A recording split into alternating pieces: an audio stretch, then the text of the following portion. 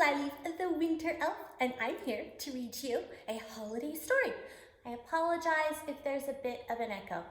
There's not anything I can do about that. Today, we are going to be reading one of my very favorite holiday stories, and I have a thematically appropriate hat. Boing, boing, boing. Today, we will be reading Dr. Seuss's How the Grinch Stole Christmas. Raise your hand if you have seen the movie. Raise your hand if you like the movie. I love it, and so I'm going to love reading this book to you today. And when you're done, you can go find your grown-up and tell them how the book is different from the movie. And I hope you enjoy it as much as I do. Are you ready to get started? How the Grinch Stole Christmas.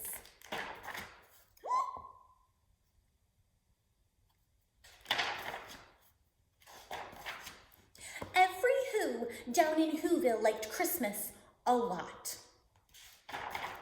But the Grinch, who lived just north of Whoville, did not.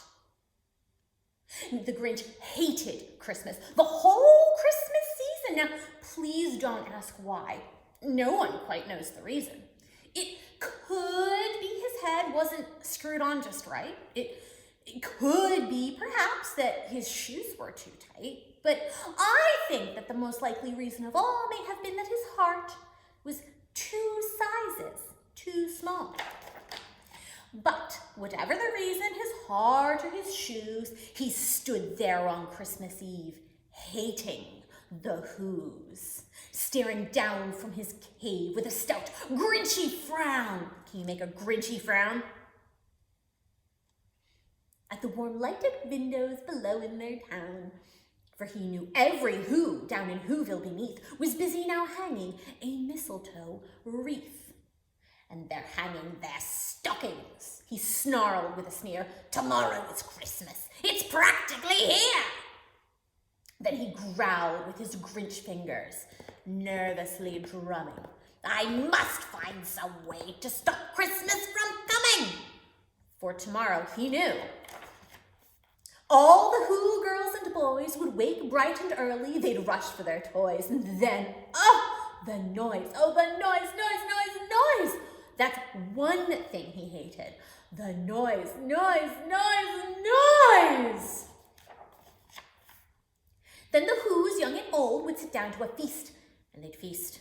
And they'd feast. And they'd feast, feast, feast, feast. I hope I get invited. They would feast on Who pudding and rare Who roast beast, which was something the Grinch couldn't stand in the least. And then they'd do something he liked least of all. Every Who down in Whoville, the tall and the small, would stand close together with the Christmas bells ringing. They'd stand hand in hand, and those Whos would start singing. They'd sing, and they'd sing. And they'd sing, sing, sing, sing.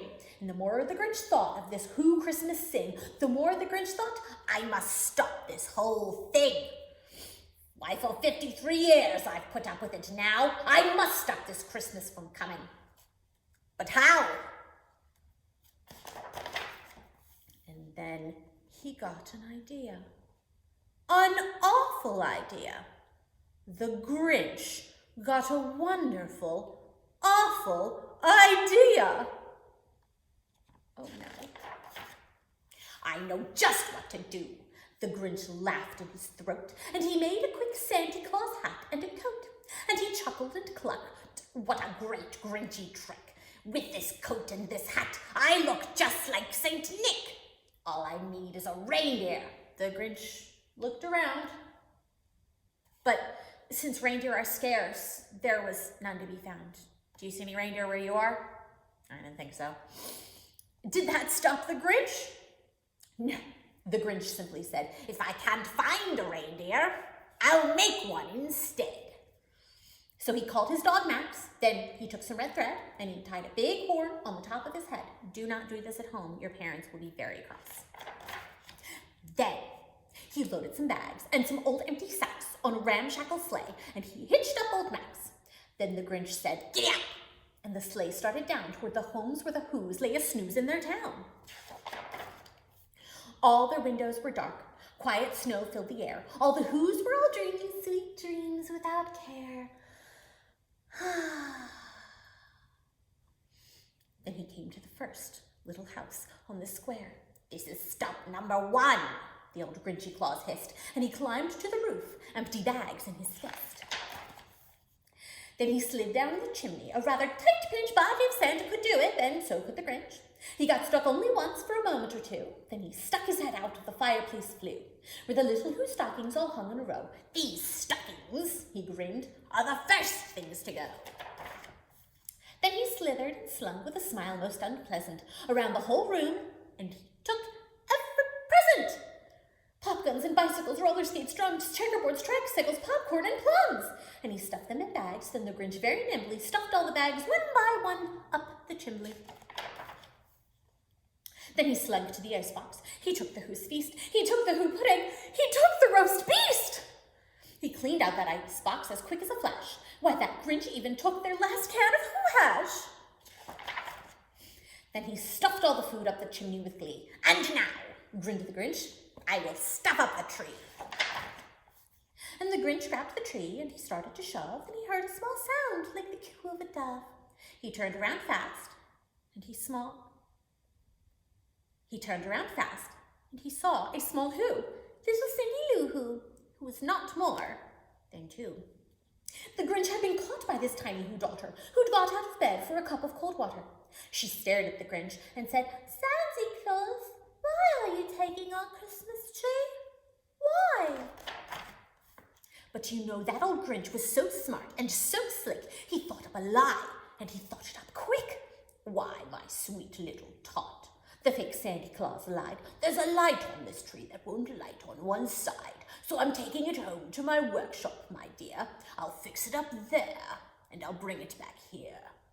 And his fib fooled the child. Then he patted her head, and he got her a drink, and he sent her to bed. And when Cindy Lou Who went to bed with her cup, he went to the chimney and stuffed the tree up. Then the last thing he took was the log for their fire. Then he went up the chimney himself, the old liar. On their walls he left nothing but hooks and some wire. And the one speck of food that he left in the house was a crumb that was even too small for a mouse. Then he did the same thing to the other Who's houses, leaving crumbs much too small for the other Who's mouses. It was 1/4 dawn, all the Who's still abed, all the Who's still a-snooze, when he packed up his sled, packed it up with their presents, the ribbons, the wrappings, the tags and the tinsel, the trimmings, the trappings. 3,000 feet up the side of Mount Crumpet, he rode with his load to the tip-top to dump it. Pooh-pooh to the Who's, he was Grinchishly humming. "They're finding out now that no Christmas is coming. They're just waking up. I know just what they'll do. Their mouths will hang open a minute or two. Then the Who's down in Whoville will all cry, 'Boo-hoo!'" "That's a noise," grinned the Grinch, "that I simply must hear." So he paused, and the Grinch put a hand to his ear. And he did hear a sound rising over the snow. It started in low, and it started to grow. But the sound wasn't sad. Why, this sound sounded merry. It couldn't be so, but it was merry. Very! He stared down at Whoville. The Grinch popped his eyes. Then he shook. What he saw was a shocking surprise.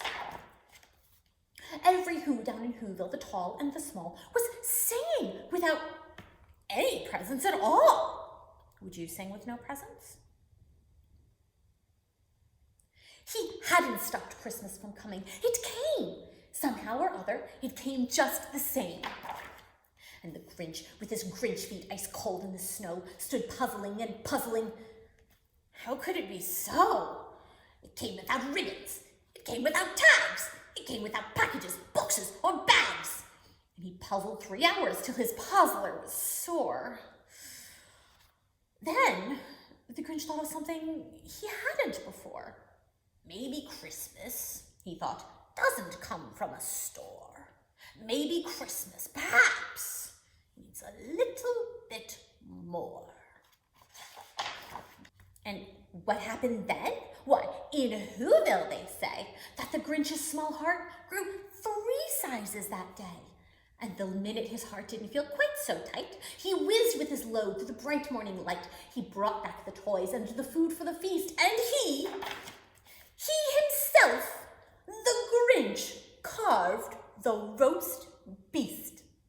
The end. I hope you enjoyed today's story. I hope my bobbly hoo hat didn't distract you too much. Distracted me quite a lot, so I think I'm gonna switch it to the other side for another story. I hope you have a wonderful holiday season, and I'll see you another day for another story. Goodbye, friends.